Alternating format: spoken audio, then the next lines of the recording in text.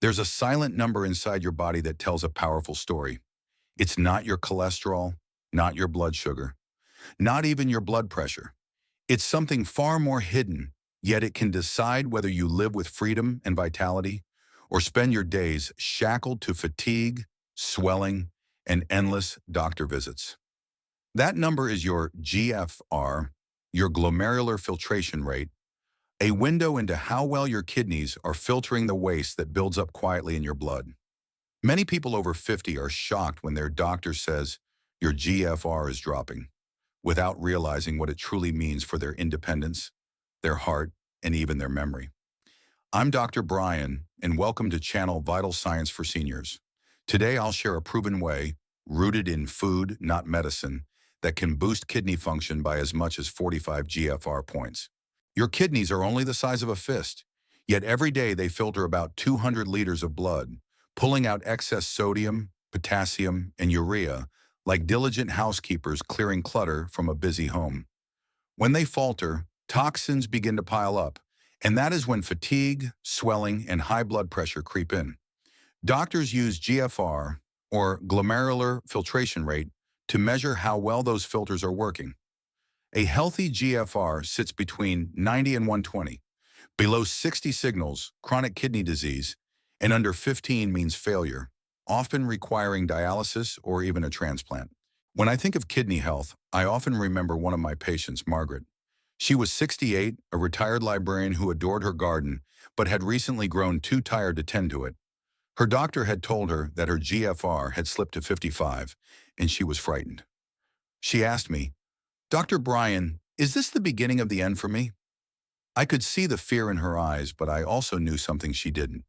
The kidneys, while delicate, can be surprisingly resilient when given the right kind of care. The first step we talked about was shifting her plate toward plants. You see, animal proteins like beef or cheese are dense and create more waste for the kidneys to filter. Plants, on the other hand, act like a gentle rain washing through a forest, nourishing, cleansing, and far less taxing on the soil beneath. A plant-based diet, rich in vegetables, fruits, whole grains, and legumes, supplies the body with nutrients while easing the kidneys' workload. Foods like spinach, bell peppers, cauliflower, and cabbage provide vitamins without overwhelming levels of potassium or phosphorus, both of which can build up dangerously in those with kidney disease. Margaret loved blueberries, so I encouraged her to eat a handful daily. These little fruits are like shields, packed with antioxidants that protect the kidney's fragile cells from inflammation and oxidative stress. There's real science behind this. In a study published in the Clinical Journal of the American Society of Nephrology, researchers found that people with kidney disease who followed more plant-forward diets experienced slower declines in GFR compared to those who ate high amounts of red meat. The body responds to the gentle nourishment of plants as if you've lifted a weight off its shoulders. But diet is not only about what you add, it's also about what you hold back. That's where sodium enters the story. Sodium is sneaky. It hides in canned soups, deli meats, frozen dinners, even in breads and cereals. Too much sodium is like flooding a dam with more water than it can handle. The pressure builds, blood pressure rises, and the tiny blood vessels in the kidneys, the very structures that filter your blood, begin to fray and scar. Over time, this constant assault makes GFR tumble. Margaret confessed that she salted everything. Even her salads came with an extra sprinkle.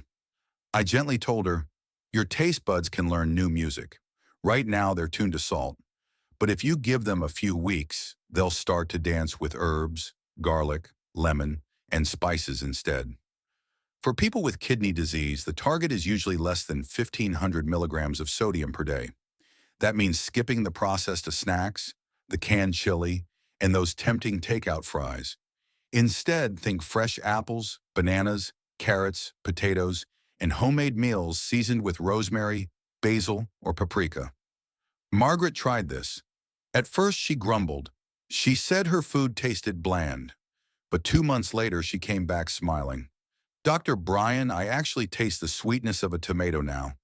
I never knew it had flavor on its own." Her blood pressure had improved, her swelling had eased, and her GFR, once declining steadily, had held stable. She was even back in her garden, pulling weeds and planting marigolds. This is the transformation that food can bring, from fear and fatigue to freedom and vitality. And it doesn't require perfection.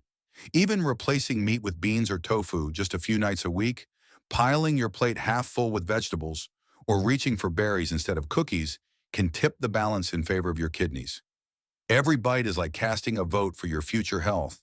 The more votes you cast, the stronger your kidneys become. So when you think of protecting your kidneys, remember Margaret. Remember the power of a plant-based plate and the strength of lowering sodium. These are not just diet tricks. They are lifelines, simple daily choices that can help your kidneys work with less strain, keep your blood pressure balanced, and maybe even help your GFR rise again.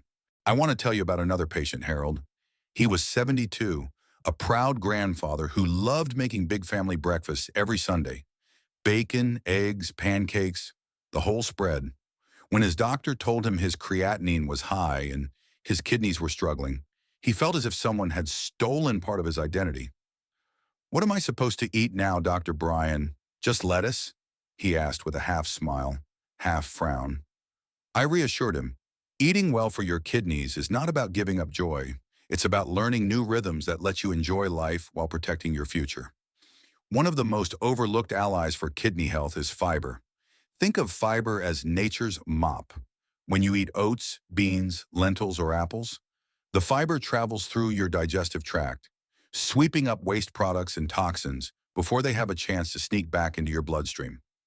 The less waste floating in the blood, the less work your kidneys have to do. It's like having an assistant who clears half the clutter from your desk before you sit down to work. In fact, studies have shown that people with kidney disease who increase their fiber intake see reduced markers of inflammation, including something called C-reactive protein, which is closely tied to faster kidney decline. A simple bowl of oatmeal in the morning or adding beans to a soup can quietly lighten the kidney's load. But Harold's real concern was protein. He had always believed, as many do, that more protein meant more strength. The truth is more nuanced. Protein is essential. Our muscles, hormones, and tissues all rely on it. But too much protein, especially from animal sources, creates extra waste products called urea and creatinine. These are like ashes left after a fire. The kidneys have to sweep them out. When kidneys are already weak, high protein becomes a heavy burden. That's why in kidney disease, we often recommend moderating protein intake, keeping it around 10% of daily calories, and favoring plant proteins. Tofu, lentils, chickpeas, and quinoa all provide protein without the same harsh impact. Harold raised his eyebrows when I suggested tofu. He thought it was bland and strange. But when his daughter sautéed it with ginger and garlic, he admitted, "It's not bacon, but it's not bad." Over time, he discovered a rhythm. Omelets became veggie-packed with just a sprinkle of cheese. Meat portions shrank while beans took up more space on his plate. His energy rose, and his lab results showed that his creatinine levels had steadied. Now let's talk about phosphorus, a mineral that doesn't get much attention outside kidney clinics. In a healthy body, phosphorus helps keep bones strong and cells energized. But when kidneys weaken, phosphorus can build up in the blood. This is dangerous. It pulls calcium out of your bones, making them brittle, and can harden blood vessels, raising the risk of heart disease. Many people don't realize how much phosphorus sneaks into their diet through processed foods. Those shiny packaged cookies, sodas, and even some flavored waters contain phosphate additives. It's like hidden rust quietly eating away at the pipes of your body. The safer path is to lean toward fresh fruits and vegetables, rice, and grains naturally lower in phosphorus. Dairy, nuts, seeds, beans, and whole grains are nutritious, but in advanced kidney disease, they must be eaten with care, in smaller portions. Reading labels becomes an act of self-defense. If you see "phos" on the ingredient list, it likely contains a phosphate additive. Harold took this to heart. He switched from soda to sparkling water with lemon, swapped out processed cheese slices for fresh tomato slices, and his phosphorus levels improved within months. He still hosted his Sunday breakfasts, but now the table looked different. Whole grain toast with avocado, bowls of fruit, smaller servings of eggs, and a side of beans. His grandchildren didn't complain. They actually loved the new flavors. For Harold, food became not a punishment, but a new way of showing love. Love for his family and love for his own health. And that's the essence of kidney care. Fiber to sweep away waste, protein in balance, not excess. Phosphorus kept in check to protect bones and heart. These shifts are not just medical prescriptions. They're gentle adjustments that can help you keep enjoying life. Keep walking, keep laughing with the people you love. Some years ago, I met Elena, a 65-year-old teacher who had always dreamed of traveling after retirement. But when her GFR slipped into the low 50s and her creatinine climbed, she felt her future shrinking. "I don't want dialysis to be my passport," she told me, her voice heavy with worry. What we talked about instead was food, not as restriction, but as a new ticket to the life she wanted. That's when I introduced her to the Mediterranean way of eating. The Mediterranean diet is not a fad, nor is it about exotic ingredients you can't pronounce. It is a return to simple, colorful plates: tomatoes drizzled with olive oil, fish baked with herbs, lentil soups, oranges, leafy greens, and a handful of nuts. For the kidneys, this diet is like a gentle breeze after a storm. It calms inflammation, lowers blood pressure, and supplies omega-3 fats from fish that protect the delicate blood vessels inside the kidneys. Studies have shown that people following Mediterranean patterns not only improve their heart health, but also slow the decline of kidney function. Because the heart and kidneys are so intimately connected, like dance partners, keeping one strong protects the other. For Elena, swapping red meat for salmon twice a week felt like a treat, not a chore. She discovered she loved olive oil more than butter, especially when infused with garlic or rosemary. Her blood pressure eased down, her energy improved, and she found herself walking more, preparing for that dream trip she thought she'd lost. But there's another silent threat to kidneys: oxidative stress. Imagine tiny sparks of rust forming inside your cells every day. These sparks, called free radicals, damage tissues, inflame vessels, and accelerate kidney decline. Antioxidants are the fire extinguishers. Foods rich in them, berries, peppers, carrots, apples, and leafy greens, rush in to neutralize those sparks. This isn't abstract theory. A study in the American Journal of Kidney Diseases showed that patients with higher intake of antioxidant-rich foods had slower progression of kidney disease. I told Elena to think of her plate as a painter's palette. The more colors she added, the more antioxidants she received. Blueberries in the morning, red peppers in her salad, golden carrots roasted with dinner. She laughed one day and said, "Dr. Brian, my grocery cart looks like a rainbow exploded." And that rainbow was medicine in disguise, helping protect her kidneys from further damage. Then there is gluten. For most people, gluten, the protein in wheat, barley, and rye, poses no problem. But for some, especially those with celiac disease or gluten sensitivity, gluten stirs up inflammation. And when your body is already fighting to protect kidney function, that extra inflammation is like pouring gasoline on a fire. For patients who suspect sensitivity, a gluten-free approach can ease the immune system's burden and give the kidneys room to breathe. This doesn't mean buying every fancy gluten-free snack on the shelf. Many are loaded with sugar and sodium. It means choosing naturally gluten-free foods like quinoa, brown rice, millet, fruits, vegetables, fish, lean proteins, and beans in moderation. One gentleman I worked with, Samuel, had celiac disease and stage 3 kidney disease. He was exhausted from both conditions, weighing him down. When he finally committed to a clean, gluten-free diet, focusing on whole foods rather than processed gluten-free substitutes, his energy surged, his digestion calmed, and his GFR stabilized. It was as if his body sighed in relief, no longer juggling two fires at once.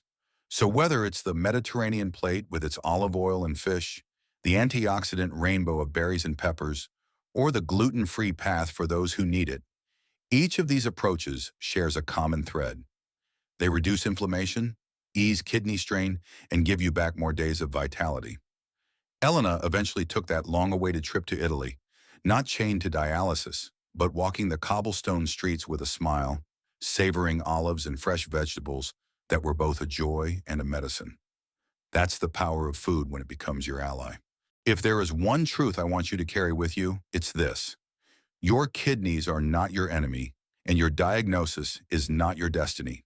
With every choice you make at the table, You are whispering instructions to your body, either to struggle or to heal. Diets like the Mediterranean, antioxidant-rich patterns, or careful adjustments in protein, sodium, and phosphorus are not punishments. They are pathways back to energy, freedom, and hope. You can take steps today that truly protect kidney health. I'm Dr. Brian. Thank you for joining me, and please subscribe for more science you can live by.